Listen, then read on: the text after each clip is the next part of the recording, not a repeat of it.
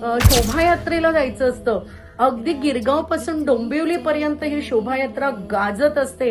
आणि हो, सोलापूर, कोल्हापूर, पुणे, जळगाव, नागपूर, सगळा सगळा महाराष्ट्र ह्या शोभायात्रांनी दुमदुमत असतो. नमस्कार, नवीन वर्षाच्या खूप खूप शुभेच्छा. बीटीएस मराठी राजमंच आणि मायस्ट्रो पॉइंटचे जेवढे काही प्रेक्षक आहेत त्या सर्वांना नवीन वर्षाच्या खूप खूप शुभेच्छा. तुम्ही म्हणाल आत्ताच तर 31 डिसेंबर गेला, 1 जानेवारी येईल आणि हे पुन्हा काय.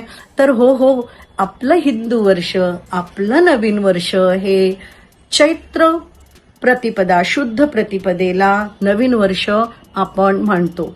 म्हणजे काय, हे नवीन वर्ष कसं असतं, काय असतं, मी तुम्हाला इत्यंभूत माहिती देणार आहे. कारण माझ्या प्रेक्षकांना सगळी माहिती मिळालीच पाहिजे. आणि हो, तुम्हीही जाणत असाल, परंतु काही छोटे डिटेल्स असतील ते मी तुम्हाला देण्याचा प्रयत्न करत आहे. आता सगळ्यात पहिलं म्हणजे की हे नवीन वर्ष का साजरं केलं जातं, आणि हो, ते चैत्र महिन्यात शुद्ध प्रतिपदेलाच का केलं जातं. तर पुराणात असं सांगितलंय की ब्रह्मदेव साक्षात ह्या सृष्टीचे जे निर्माणकर्ता आहेत, जे कमळामध्ये बसलेले असतात, त्यांनी ह्या दिवशी म्हणजे चैत्र शुद्ध प्रतिपदेला संपूर्ण पृथ्वीची निर्मिती केली. आणि त्यामुळे कालगणना जी आहे ती कालगणना ह्या दिवसापासून सुरू झाली. आणि म्हणूनच 1 वर्ष ह्या दिवशी उलटलं जातं. म्हणजे 18 तारखेला जुनं वर्ष जाणार आणि 19 तारखेला नवीन वर्ष सुरू होणार. आणि त्या नवीन वर्षाला वेलकम करण्यासाठी म्हणून आपण ही गुढी उभारतो. आणि दुसरी पण एक कथा आहे. ती कथा काय आहे, तर तुम्हाला सगळ्यांना रामायण माहिती आहे. तर रामायणामध्ये 14 वर्ष वनवास भोगून 1 वर्ष अज्ञातवासात राहून ज्या वेळेला श्रीराम, लक्ष्मण आणि सीतामाई हे सगळे ज्या वेळेला अयोध्येत परतले, तर तो दिवस होता चैत्र शुद्ध प्रतिपदा. आणि सर्व अयोध्याजन होते ते अत्यंत आनंदित झाले. आणि आनंदित होऊन त्यांनी काय केलं, सडा शिंपडला, सगळीकडे पाणी मारलं आणि त्यांनी रांगोळ्या काढल्या, पताका लावल्या आणि ही गुढी उभारली. गुढी उभारून स्वागत केलं. आणि तोही दिवस हाच होता. म्हणून आपण सगळेजण ह्या दिवशी ही गुढी उभारतो. चैत्र महिना जर तुम्ही घराच्या बाहेर डोकवलं तर अत्यंत सुंदर महिना. कोवळ्या पालव्या आलेल्या असतात. संपूर्ण वातावरण एकदम बदललेलं असतं. आणि हो, गुढीपाडव्याच्या दिवशी जर तुम्ही बाहेर पाहिलत ना, तर चैत्र महिन्याची ओळख म्हणजे साळुंकी म्हणजे कोकिळा जी असते ना, ती कोकिळा कुहू कुहू कुहू बोलत असते. तुम्ही ऑब्झर्व करा नक्की. अगदी शहरात, मुंबईसारख्या शहरात गजबजलेल्या ठिकाणी मी राहते तरी तिथेही कोकिळा साद घालत असते. असा हा सुंदर चैत्र महिना सुरू होतो. आणि त्याच्या पहिल्याच दिवशी हा गुढीपाडवा साजरा केला जातो. गुढीपाडव्याची तर संपूर्ण माहिती मी तुम्हाला देणारच आहे. गुढी ह्या 2026ला गुढी कधी उभारायची, त्याचा शुभमुहूर्त कोणता, मी तुम्हाला सगळं सांगणार आहे. पण ह्याचबरोबर मला तुम्हाला आणखीन एक सांगायचंय की ह्या दिवशीच, गुढीपाडव्याच्या दिवशी म्हणजे चैत्र शुद्ध प्रतिपदेपासून चैत्र नवरात्र बसते. चित्रांगण बनवलेलं असतं. म्हणजे वेगवेगळ्या देवींच्या मूर्ती, रांगोळ्या, खूप शुभ संकेत देणाऱ्या रांगोळ्या काढलेल्या असतात. त्यामुळे आपण सगळ्यांनी काय करायचंय माहितीये का, गुढी उभारायच्या आधी आपलं घर पूर्ण स्वच्छ करून घ्यायचं. आपल्या घराचा उंबरठा स्वच्छ करायचा, तिथे रांगोळ्या घालायच्या, घराला तोरणं लावायची, पताका लावायच्या. मला माहित आहे की तुम्हाला सगळ्यांना शुभ ह्याची जी गुढी असते म्हणजे शोभायात्रेला जायचं असतं. अगदी गिरगाव पासून डोंबिवली पर्यंत ही शोभायात्रा गाजत असते. आणि हो, सोलापूर, कोल्हापूर, पुणे, जळगाव, नागपूर, सगळा सगळा महाराष्ट्र ह्या शोभायात्रांनी दुमदुमत असतो. पण ही जी मी माता घातली आहे ना, ही माझी एक आपल्या पॉडकास्टवरती येणार आहे, गार्गी, साज बाय गार्गी. तर ह्या गार्गीने ही महालक्ष्मी, ही सोलापूरची, तुळजापूरची जी अंबा माता आहे ती मला बनवून दिलेली आहे. आणि किती सुंदर आहे बघा. मी मुद्दाम आज ती इथं घातली की माझ्या प्रेक्षकांना ही दिसावी आणि तिचा आशीर्वाद पूर्ण तुम्हाला मिळावा म्हणून मी घातली. तर हिची चैत्र नवरात्र सुरू होते. देवी माता आहे तुळजापूरची भवानी माता आहे ही. तर चला आता पुन्हा वळूया. तुम्हाला मी याची तर माहिती देणारच आहे चैत्र नवरात्रीची, पण सगळ्यात पहिला आपण गुढी कशी उभारायची बघूया. आणि गुढी ही नेहमी घराच्या बाहेर उभारायची असते. आणि ह्या वर्षी ती कोणत्या तारखेला उभारायची आहे? 18ला उभारायची की 19ला उभारायची? तर लक्षात घ्या, ही गुढी 2026 ची गुढी 19 मार्चलाच उभारायची. आणि कधी करायची? तुम्ही जर म्हणाल की मी पहाटे 5 वाजता उठून मी गुढी उभारू, तर नाही. तुम्ही सगळी तयारी करून घ्या, परंतु 6:57 बरोबर तुम्हाला ही गुढी उभारायची आहे. तर घराच्या बाहेर एक म्हणजे घराच्या आतमध्ये चौरंग, पण असं घराच्या बाहेर होईल अशी गुढी बांधायची असते. तर त्यासाठी तुम्हाला काय काय तयारी करावी लागणार? एक बांबू आणावा लागेल. तुम्हाला साखरेची गाठी म्हणतात त्याला, ती रंगीबेरंगी साखरेची गाठी असते ती आणावी लागेल. हार आणावा लागेल फुलांचा, कडुलिंबाचा पाला आणावा लागेल, मुख्य धणे आणावे लागतील.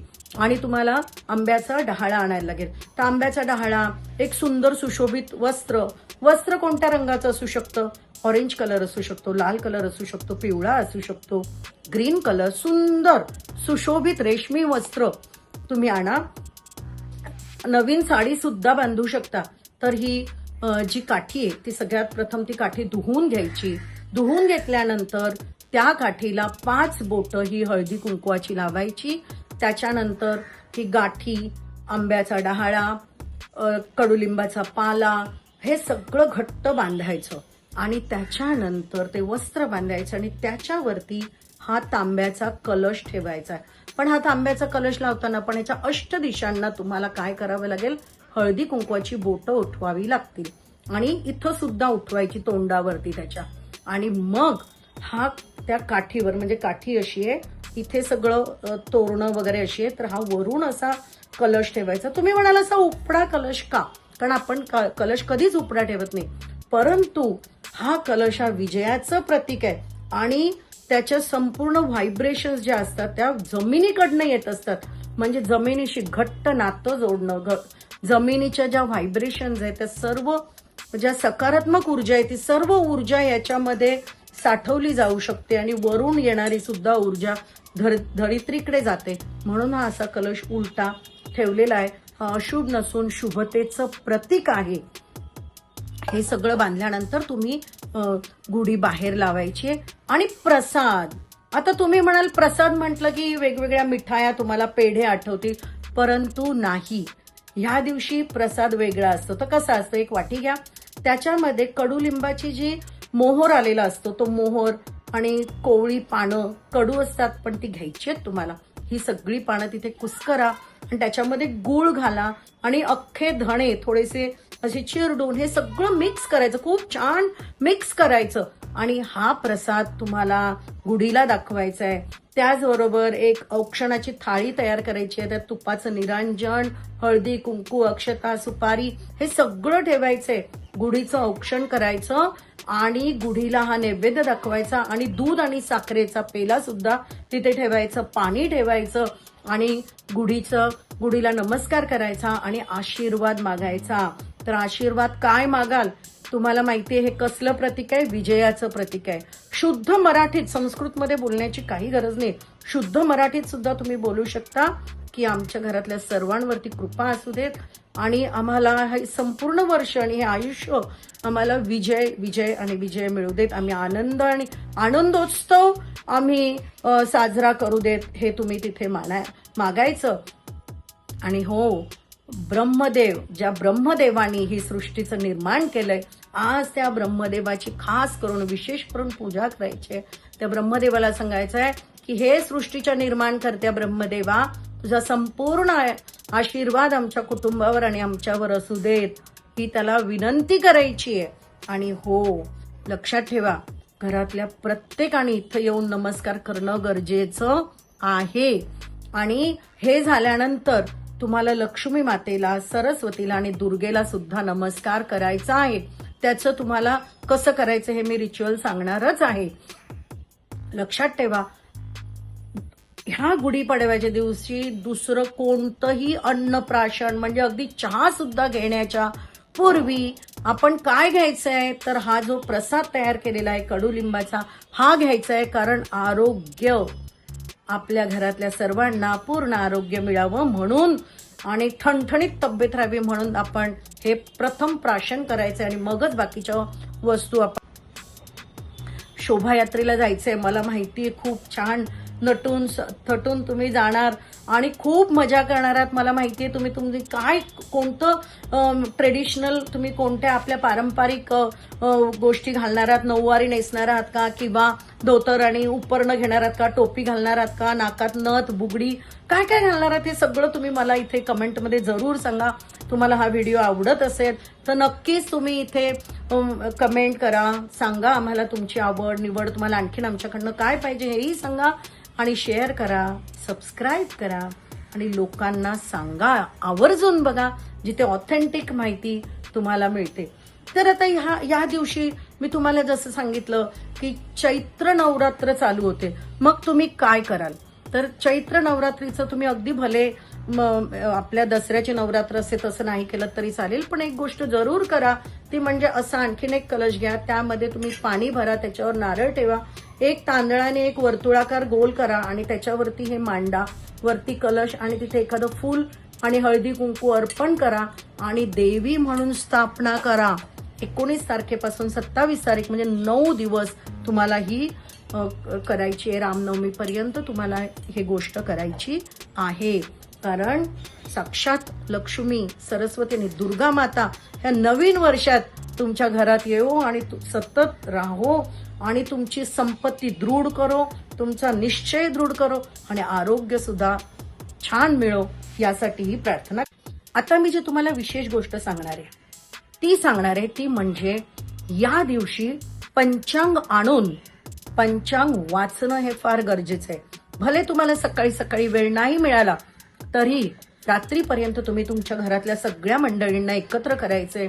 जर तुमच्याकडे पंचांग नसेल तरी तुम्हाला गुगल सर्च केलं तर नवीन वर्षाचं फळ काय आहे, ह्या संवत्सराचं फळ काय आहे हे दिलेलं असतं आणि पंचांग वाचन करणं हे अतिशय महत्वाचं आहे. म्हणजे सगळे शुभ लाभ तुम्हाला या दिवशी मिळत असतात, त्यामुळे पंचांग वाचन अजिबात विसरू नका. आणखीन एक महत्वाची गोष्ट की असं एक छोटंसं ही मातीची ह्याला काय म्हणतो छोटा घडा आहे बघा, खूप मोठा नाहीये, अतिशय छोटा आहे मातीचा हा आणा आणि ह्याच्यामध्ये कच्चं दूध भरा आणि हातात ठेवा किंवा आपण समोर देवाच्या ठेवा आणि हा डाव्या हातात ठेवा आणि उजवा हात असा वरती ठेवा आणि ओम श्रीम ओम श्रीम ओम श्रीम ओम श्रीम ओम श्रीम ओम श्रीम ओम श्रीम हा लक्ष्मी मातेचा मंत्र 108 वेळा जपा आणि नंतर हा घडा असाच उचलून कच्च्या दुधासहित फ्रीजरमध्ये ठेवून द्या आणि 3 महिन्यानंतर कोणत्याही गुरुवारी, शुक्रवारी, मंगळवारी किंवा रविवारी तुम्ही हा वाहत्या पाण्यामध्ये तुम्ही हा समर्पित करू शकता किंवा एखाद्या झाडाखाली नेऊन ठेवा आणि दुसरा घडा असा परत तयार करा आणि तुमच्या फ्रीजरमध्ये ठेवा. याने काय होतं तर कंटिन्युअस तुमच्या घरामध्ये लक्ष्मी मातेचं वास्तव्य राहतं. हे दूध आणि माती ज्यावेळेला एकत्र करते हे त्यावेळेला अतिशय शुभ लक्ष्मी योग निर्माण होतो आणि त्यामुळे सतत संपत्ती तुमच्या घरात स्थिर राहते. लक्ष्मी माता तुमच्या घरात वास्तव्य करते आणि येणारं तुमच्यामध्ये आयुष्यातले बदल तुम्ही नक्की बघा. त्यामुळे वर्षाच्या सुरुवातीच्या दिवशी तुम्हाला ही गोष्ट करायलाच हवी. आता यानंतर तुम्ही काय कराल, यानंतर तुम्ही ओम ऐम, मुलं जर अभ्यास करत असतील म्हणजे शिकणारी मुलं असतील किंवा आपण ऑफिसमध्ये जातो, करिअर करतो तर त्यावेळेला ओम ऐम ओम ऐम ओम ऐम ओम ऐम ओम ऐम मिनिमम 11 वेळा तरी 108 वेळा केलं तर सुंदर. हा सरस्वती मंत्र तुम्ही म्हणायलाच हवा. आणि तिसरा मंत्र म्हणजे दुर्गा, साक्षात दुर्गा, ओम दुम दुर्गाय नमः, ओम दुम दुर्गाय नमः, ओम दुम दुर्गाय नमः, ओम दुम दुर्गाय नमः, ओम दुम दुर्गाय नमः 108 वेळा हा मंत्र तुम्ही जप करा आणि हे तिन्ही मंत्र जाप करा पहिल्याच दिवशी, जेणेकरून लक्ष्मी, सरस्वती आणि दुर्गा या तिन्हीचा तुमच्यावरती सतत आशीर्वाद असेल. 9 दिवस जर तुम्ही हे चॅन्ट केलं तर हा मंत्र जप केला तर मग मी काय सांगू, साक्षात मातेची तुमच्यावरती कृपा राहणार आहे. आता हे सगळं झाल्यानंतर तुम्ही दुपारी जो काही, आता तुम्ही सकाळी सकाळी काय नैवेद्य दाखवला तर तुम्हाला मी सांगितलं, गूळ, कडुलिंबाचा पाला आणि धणे हे आपण दाखवलं आणि दूध आणि साखर दाखवली. दुपारी मात्र तुमच्या घरात श्रीखंड पुरी, पुरणपोळी जे काही असेल ते छान बनवा, ताट सजवा आणि जसं घरातल्या देवांना दाखवतात तसं गुढी मातेला सुद्धा हा नैवेद्य दाखवा. आणि त्याच्यानंतर सूर्यास्ताच्या वेळेला म्हणजे काही मिनिटं सूर्यास्ताच्या अगोदर पुन्हा एकदा ह्या गुढी मातेची तुम्ही त्यांना नमस्कार करायचा आणि पाणी दाखवायचं आणि तुम्ही त्यांचा आशीर्वाद मागायचा आणि ही गुढी सोडायची. तर ही गुढी सोडल्यानंतर जी गोल गाठी आहे ना साखरेची, ही तुमच्या घरातल्या लहान बालकांच्या गळ्यात घाला, बक्षीस म्हणून गळ्यात घाला किंवा सगळ्यांनी प्रसाद म्हणून घ्या. अशा रीतीने हा सुंदर गुढीपाडव्याचा दिवस, पहिला नवीन वर्षाचा दिवस अत्यंत आनंदात, भक्तीमध्ये, शक्तीमध्ये तुम्ही साजरा करायचा आहे. संपूर्ण कुटुंबाला एकत्र घेऊन साजरा करायचा आहे, जेणेकरून ऐश्वर्य, आरोग्य, धनसंपदा संपूर्ण तुमच्या घरावरती येईल. आणि ही माता जी आहे, जी रक्षण करती माता आहे, तिच्यामुळे तुमच्या घराकडे कोणाचीही आकडी नजर करून बघण्याची हिम्मत होणार नाही. आणि हो मित्रांनो, एक गोष्ट तुम्हाला सांगायची राहिली की बघा, ही जी माता आहे साक्षात तुळजापूरची माता, ही आपल्या साजबाई गार्गी जी आपल्या पॉडकास्टवर येणार आहे, तिने मला गिफ्ट दिली आहे. आजच्या दिवशी मला वाटलं ही माता माझ्याबरोबर असणं अत्यंत गरजेचं आहे. तुम्हाला आवडली तर नक्की कमेंट करून सांगा. आणि पुन्हा एकदा BTSच्या सर्व सर्व सर्व प्रेक्षकांना नवीन वर्षाच्या खूप शुभेच्छा. Share, like, subscribe and comment करायला विसरू नका. तुम्हाला आमच्याकडनं काय काय अपेक्षा आहेत जरूर सांगा. ह्या नवीन वर्षात धूमधडाक्यात सर्व अपेक्षा पूर्ण करण्याचा तुमच्या साथीने आम्ही प्रयत्न करू. शुभम भवतु, शुभम भवतु, शुभम भवतु.